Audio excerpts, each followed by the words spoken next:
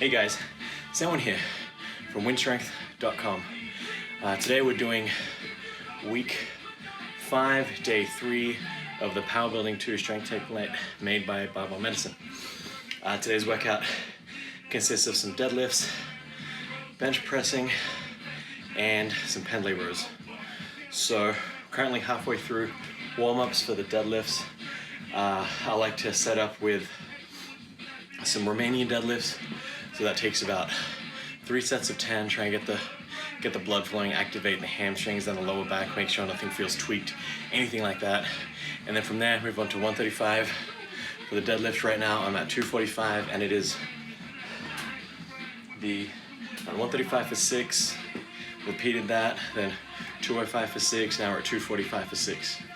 So I like to keep the warm-up sets limited to about 5, 6. If I'm not feeling great, I'll throw that up to like 7, 8 just to get more blood flowing, make sure I can't work out the kinks as I warm up. Most of the time I'll notice if it's nothing serious, I'll actually be able to, the pain will dissipate as the weight increases and the blood starts flowing to the muscle. So whatever works for you, make it work. So you might ask, when is a good time to use chalk?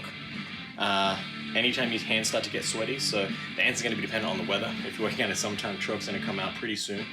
And how much chalk to use? I like to use, a light dusting.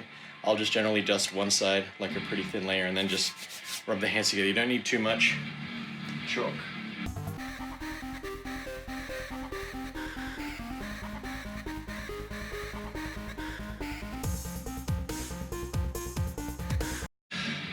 That's kind of what chalk looks like afterwards.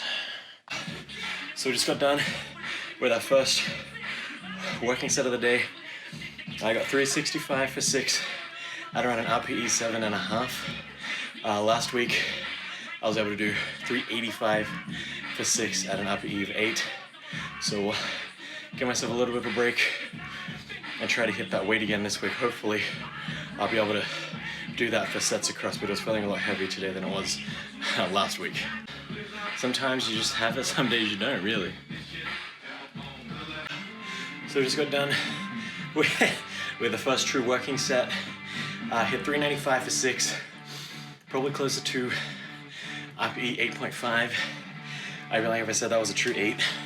It's probably pushing 9, but I was able to get the lift. 10-pound increase from last week. Now the program does call for, some volume afterwards, where you want to repeat this until it feels like an RPE 9. So what I might do is, in order to get that volume, because I was pushing on to 9, I'm going to drop it down from 395 to 385. That way we can get a couple more sets in for volume. So we just wrapped up doing deadlifts for this session. Final set ended up being 385 for 6 for closer to an RPE 9, a true RPE 9 at that point. I thought I would be able to do at least 2 more sets, but I really only got 1. The program calls for repeating the weight until RPE 8 feels like RPE 9.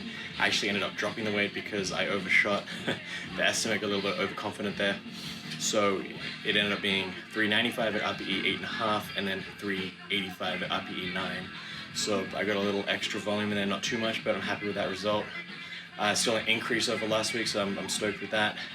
The one thing I would recommend with the deadlift is it's one of those lifts where you really want to be aggressive with the lift. Walk up to the bar and try and lift it up. You definitely want to be aggressive, be assertive, focus on driving the legs down into the ground, breathing air into the stomach, making sure you have that full 360 expansion of the torso. One trick I've figured out is to try and make your obliques bigger, if that makes any sense at all. Rather than trying to breathe into the stomach necessarily, where you're pushing out in the front, you want to try and push out into the sides, and that activates a bit more abs, and you get that little bit extra pressure, which is great for the deadlift. It's perfect for that lift. You really want as much tension in your torso as possible, which will help bring the lift up and help you lift more weights. So we're about to enter some touch and go bench press. I'm really curious to see how this goes. Just got to finish off with a set of 15 warm-ups. I'm curious to see how the shoulder holds up. Obviously 45 pounds, not really feeling much in the terms of pain or discomfort.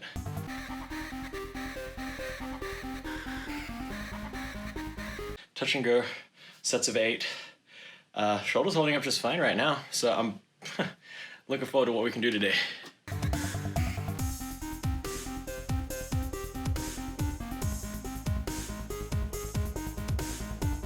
So I'm going to use some wrist straps for the rest of the sets of bench press. I'm not sure what it is, but my wrists just aren't feeling too good, so I'm just going to throw them on. Nothing too tight, nothing too crazy, just for a little bit of support and to take that edge off the wrist strength there. I've said it before and I'll say it again. I don't really care if you use wrist straps. I don't think you should either, unless you're in a federation unless you're powerlifting in a competition that doesn't allow wrist straps. I don't think it's too big of a deal whether you use it or not. Because as I said before, if something allows you to train more often than not, then I think use whatever it is that helps you train for longer, because in the big scheme of things, who really cares if you use a wrist strap or not? Training is better than not training, period.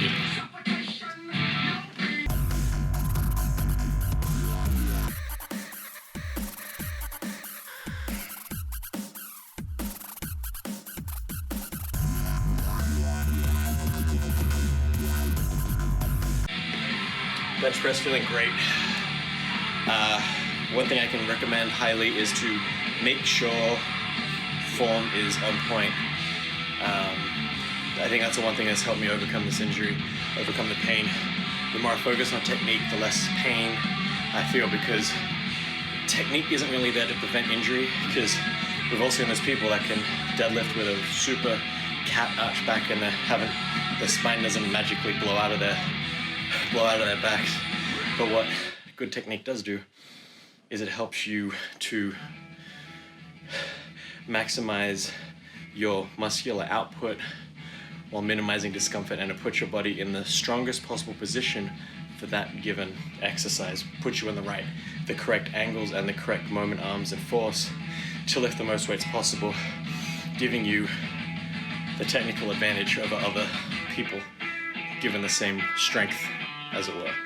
So just got done with our first working set of bench press, 225 for 8 at RPE 8.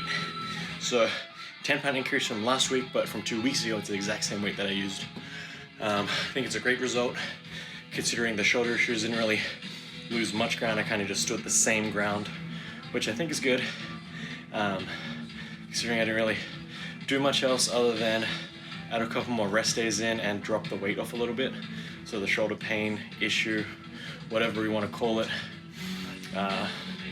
wasn't the worst thing in the world. I was still able to train through it, still able to lift through it, and I didn't lose any strength because of it. I just didn't gain as much strength as I normally would have. So I think you can't ask for more than that, really. So the program calls for more sets of 8 until the RPE turns to 9, but you got to cap it at 3 sets.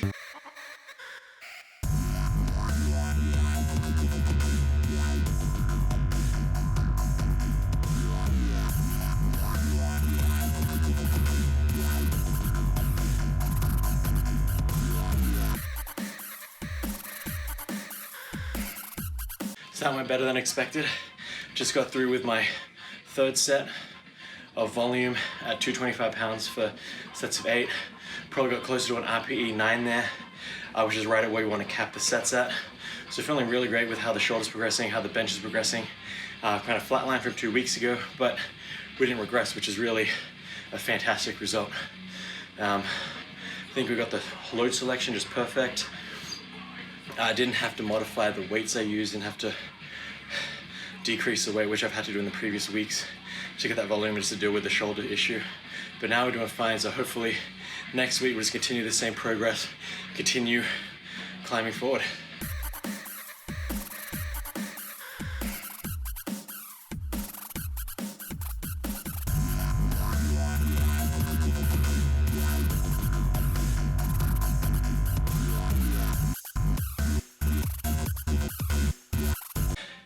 So not the best result for the last exercise of the day.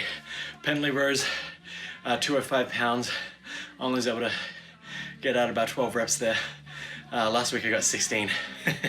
So a bit of a letdown. Don't know what that might be. Felt weaker in the arms, but you know, some days you win some days you lose some. Hopefully we'll come back better next week.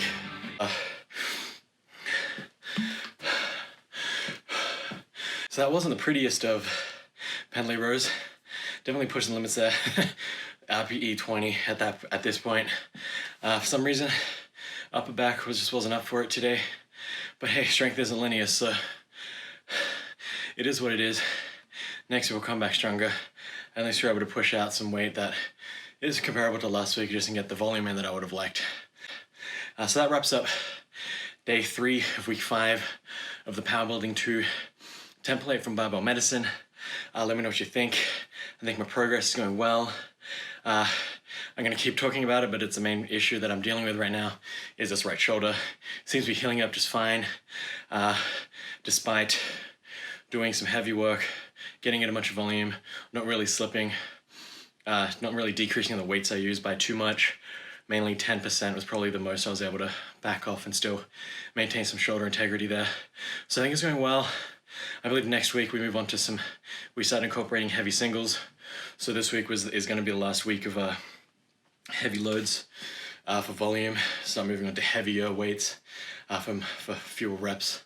Next week, shoulders holding up just fine today. Really great. Totally some work to do in the meantime. But I'm pretty satisfied where it's going. Enjoying the template so far. Let me know what you think about the template if you're on it. If you think about using it, if you think about purchasing it, think about using any of their templates. This is the 3rd template of theirs that I've used.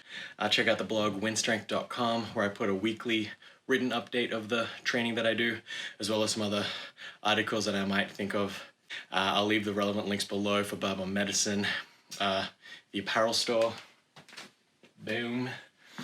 I got a couple of those cool tank tops and new Spartan logos out, so check it out. Thanks for watching. This has been Solomon. Always remember, a better life through strength.